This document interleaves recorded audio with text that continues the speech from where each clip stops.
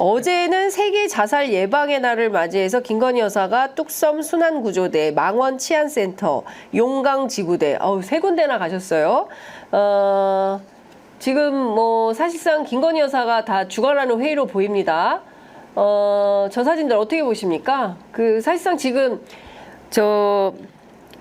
문자 익십 논란 당시에 본인의 명품백 문제와 관련해 사과하고 싶다라는 뜻을 한동훈 대표에게 수차례 밝혔지만 한동훈 대표가 뭐 특별하게 말이 없어서 사과를 못한 걸로 이렇게 인식되도록 프레임을 짰는데 지금 이 순간까지도 사과는 없어요. 그래서 네. 오늘 한겨레 신문 사설 보니까 사과부터 해라. 공개 행보 말고. 이제 저렇게 이제 계속 아무도 없네요, 저렇게.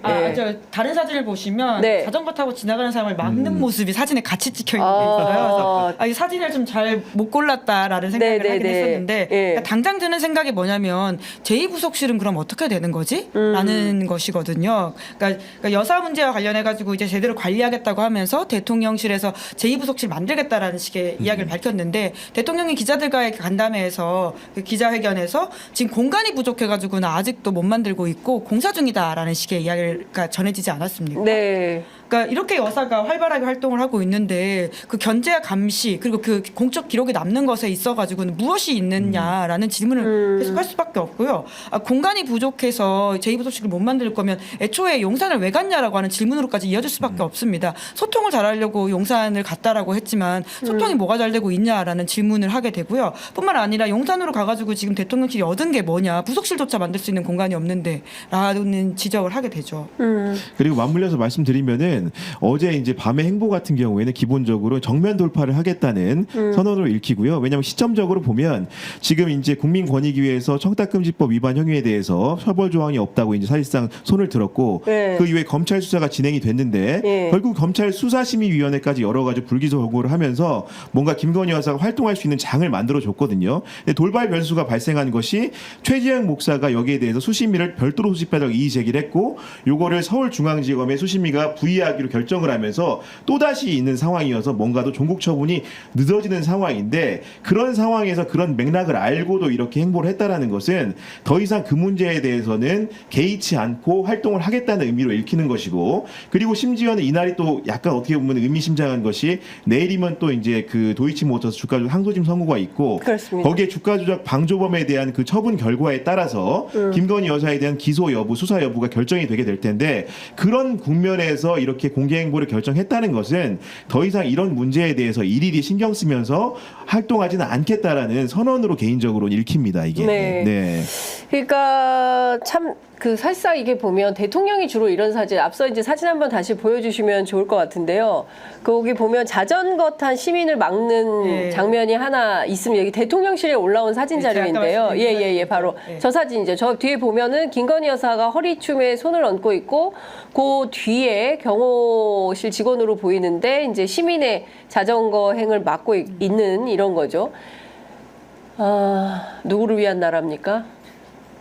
그러니까 말씀처럼 김건희 여사와 관련해서 시민들이 당장 떠오르는 것은 명품백 사건이라고 하든지 도이치모터스 주가 조작, 심지어는 이제 국정 개입 논란, 네. 그 공천 개입 의혹 관련된 부분들이 있지 않습니까? 그런데 이제 이러한 비판들에 대해서는 한마디 말도 하지 않고 이렇게 행보를 이어가는 모습들이라는 게 비판을 해봐도 나는 신경 쓰지 않겠다, 마이웨이 하겠다라는 의미로 들리잖아요. 결국은 하다못해 선거가 있었던 지난 4월에서는 김 여사가 자맹 행보를 한 바가 있는데요. 근데 이제는 선거조차 물론 10월달 재보궐이 있음에도 불구하고 그런 거 신경 안 쓰겠다라고 하는 선언처럼 보이다 보니까 이 비판이 아무 무의미하구나라고 하는 생각이 들죠. 어떤 면에서는요. 그러니까 이제 국민들이 무슨 생각을 하거나 말거나 이제 내일 모레 발표될 갤럽 여론조사에서 결과가 어떻게 나올지 뭐 23%, 21 뭐 이렇게 이런 정도로 횡보할지 아니면 정말 10%대로 추락을 하게 될지 그건 좀 지켜봐야 되겠지만 이제 이런 행보들이 사실은 국민들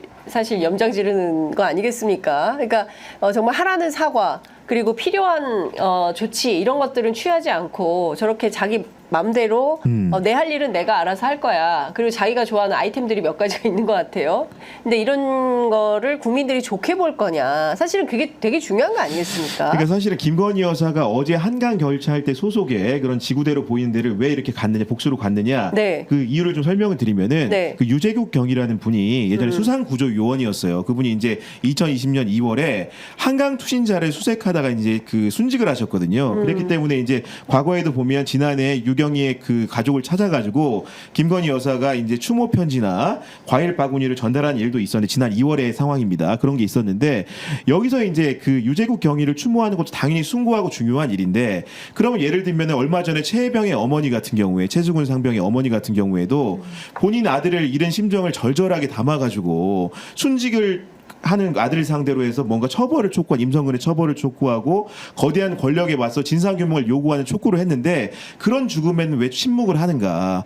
유재국 경위의 순직도 너무나 숭고하고 중요한 만큼 우리 최혜병의 그런 죽음도 국가를 위해서 실종자를 수색하는 사망한 행위 양태는 똑같지 않습니까? 그렇기 때문에 그런 부분들에 대해서 국민적 공감이라든가 이런 것들을 자아낼 수 있게 영부인의 역할을 해달라는 요구이고요. 조금 더 나아가면 이태원 참사라든가 세월호 참사 유가족들도 우리 국민이고 가족 아닙니까? 맞습니다. 다 품고 해야 되는데 그런 부분에 있어서 죽음의 공평성의 문제라든가 뭔가 안위의 공평성이 존재하지 않기 때문에 그런 대목에서 국민들이 좀 분노하는 게 아닌가 그렇습니다. 싶습니다. 네. 이태원 참사 유족들을 만나지 않으면서 또 서울시청역 앞에는 또 혼자 거기 쭈그리고 앉아가지고 그런 누가 보더라도 연출된 그런 사진을 내보내고 그 부분에 대해서 많은 사람들이 공평하지도 않고 그러니까 선별해서 취사 선택해서 자기가 만들고 싶은 이미지를 만들려고 하는 거 아니냐 이런 비판도 있지 않겠습니까? 그러니까 거기도 가고 용산도 그러니까 이태원 참사 유가족도 만나시면 됩니다. 거길 간 게 비판하는 게 아니라 여긴 가면서 왜 가족들한테는 그렇게 박절하냐 이 문제이잖아요. 근데 결국은 용산 이전과 관련되어 있는 비판들이 부담스럽기 때문에 이태원 참사 유가족들을 외면하는 게 아니냐라는 지적을 할 수밖에 없는 게 그러니까 최근에 이제 지금 이제 이번 달 그리고 다음 달 중순에 이태원 참사 관련된 형사재판 결과가 드디어 1심이 나옵니다. 그러니까 관련된 경찰 그리고 박기영 용산구청장 이런 분들에 대한 건데요. 제가 굉장히 좀 의미 있게 읽었던 기사가 그 한겨레 기사였는데요. 이태원 재판마다 용산 대통령실이 등장하는 이유라고 하면서 이제 지금 이제 형사처벌을 받고 있는 경찰들이기 때문에 본인의 책임을 어떤 부분에선 용산으로 떠넘기는 걸 수도 있긴 한데요. 그럼에도 불구하고 본인들이 업무에 왜 이태원 참사를 막기 위한 업무에 왜 집중하지 못했는지에 대한 이야기를 지난 7월부터 조금씩 입을 열었는데요. 용산으로 이전을 대통령실이 하면서 관련된 업무가 너무 늘었다. 그래서 우리의 어떤 조직 체계가 제대로 못 따라간 게 있다라는 취지의 증언들을 용산 경찰서장이 내놓기 시작했습니다.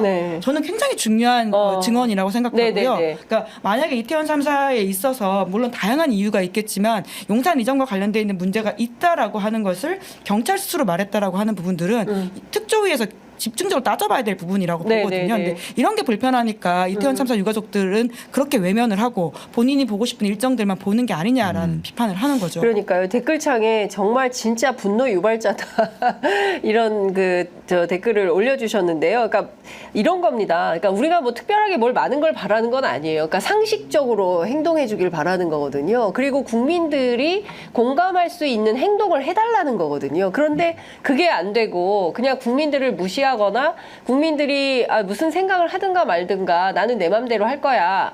이게 무시거든요.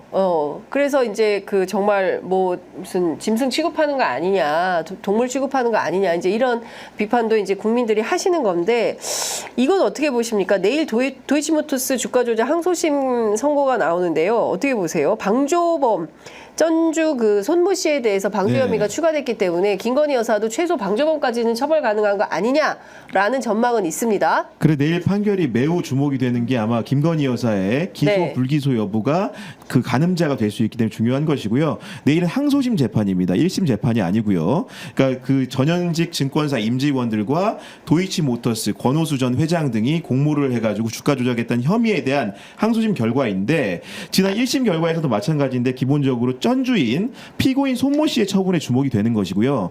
대부분 보면 유죄가 선고되는 손 씨 같은 경우 1심에서 무죄가 선고됐거든요. 네. 그런데 이제 김용남 전 의원도 많이 얘기하시는 거지만은 항소심 재판 과정에서 공동 정범으로 볼 여지는 없지만 최소한 주가 조정의 방조범의 혐의는 인정될 가능성이 있지 않냐라는 개연성을 재판부가 열어놨고 그에 상해서 검찰 같은 경우에도 이런 혐의의 내용을 적용을 한 부분이거든요. 실제로 보면은 그 징역 3년에 벌금 500만 원을 구형한 상태이기 때문에 손 씨에 대해서 방조 혐의가 인정될 경우에는 유사하게 계좌를 빌려줬던 주가 조작에 김건희 네. 여사 같은 경우에도 처벌 가능성이 열리게 되는 것이고 이렇게 되면 사실은 명품백 사건과 무관하게 이 사건에 대한 검찰 수사가 어떻게 돌아가느냐에 따라서 영부인이 또 한 번 사법시험대에 서게 되는 굉장히 중요한 변곡점이라고 할 수가 있습니다. 네.